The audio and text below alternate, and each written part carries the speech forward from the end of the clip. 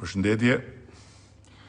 U bë sebeb një mik I mirë për ta bërë këtë komunikim me një mesazh ku më shkruan: unë e kuptoj mirë shqetësimin tënd lidhur me parimin dhe me precedentin e rrezikshëm që krijon pezullimi I ministres, se nesër bëhet rrugë dhe I bie që prokurorët e gjykatës të heqin këtë duan nga qeveria, po ajo e linjës ajrore me Kanadan mu duk pak e tepërt. Tani, mbase s'është pak e tepërt, mbase është shumë e tepërt, por shembujt që unë I sjell për të thënë se sa I tepërt është në fakt pezullimi I një ministri. Sepse faktikisht ndryshe nga çdo funksionar publik që mund të pezullohet, ministri I pezulluar jo vetëm që nuk firmos dot vet asgjë, por ama bën që askush tjetër të mos marrë dot vendim dhe të firmos gjësendin e emër të dikasterit, sepse kushtetuta ja jep atij dhe vetëm atij, ministrit, autoritetin ekskluziv të padelegueshëm tek askush tjetër. Prandaj edhe pezullimi I ministrit është absurd si koncept, sepse është bllokim I krejt zinxhirit vendimarrjes për sektorët që ministri mbulon. Dhe ndër gjërat që janë bllokuar nga pezullimi deri tani, është edhe marrëveshja me Kanadan për fluturimet ajrore, të cilën po mundohemi tani mos e zgjidhim me Ministrinë e Jashtme. Për ata zëm se e zgjidhëm, megjithëse mua më duket shumë e sforcuar, po me 35 vendimet e tjera të qeverisë, si doja bëjmë?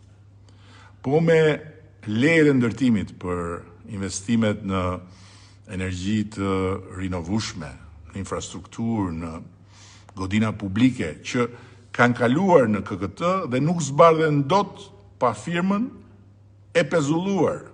Si doja bëjmë? Dhe këto janë punë bllokuara që do të shtohen për ditë. Prandaj edhe unë kam shkuar në gjykatën kushtetuese.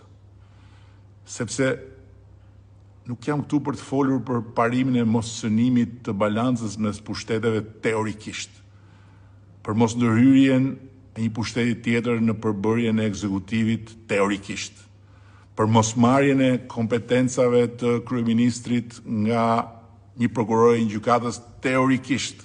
Jo, unë nuk flas teorikisht. Dhe as nuk jam këtu të ndërhyj në punën e prokurorit të gjykatës në fjalë dhe as merrem me pse dhe si ata po merren me një dosje të caktuar për një antar të caktuar të kabinetit. Jo, unë flas për cënimin konkret të balancës mes pushteteve.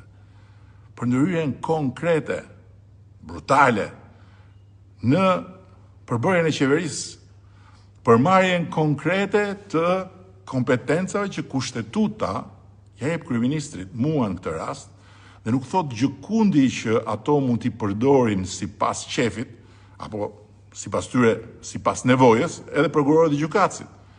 Dhe edhe më konkretisht akoma, pastaj flas se si prekja e gjithë këtyre bllokon punët në sektorin përkatës, në sektorin përkatës, ku hyn ajo marrëveshja me Kanadan, që e përmenda dje, dhe jo pa qëllim, dhe e përmenda pikërisht edhe sepse më vjen plasja që u bë kaq kohë që përpiqemi mishe me shpirt që të hapim ato fluturime transoceanike për Shqipërinë dhe një marrëveshje e parë fantastike për shumë shqiptarë që jetojnë në Kanada, po jo vetëm për ata, na bllokohet sepse na del ky shkop në rrota.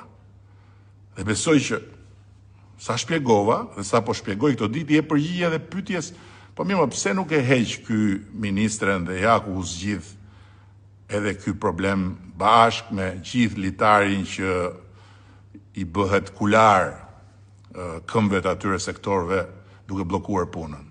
Jo, sepse heqja e ministrit në të rast nuk do zgjidhte këtë problem themelor, po do krijonte një problem themelor më vete për të nesërmen.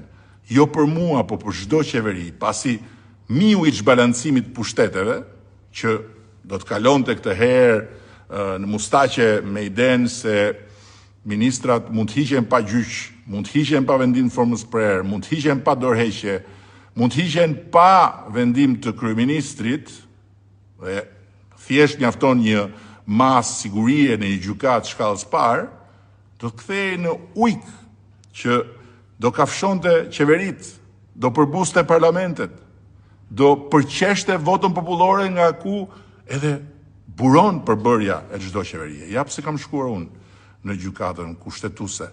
Dhe ja pse kjo betejë institucionale as pak politike për të hequr të parin pezullim në botë të një ministri në vendim gjykate, nuk ka asnjë lidhje fare me emrin e vet ministrit.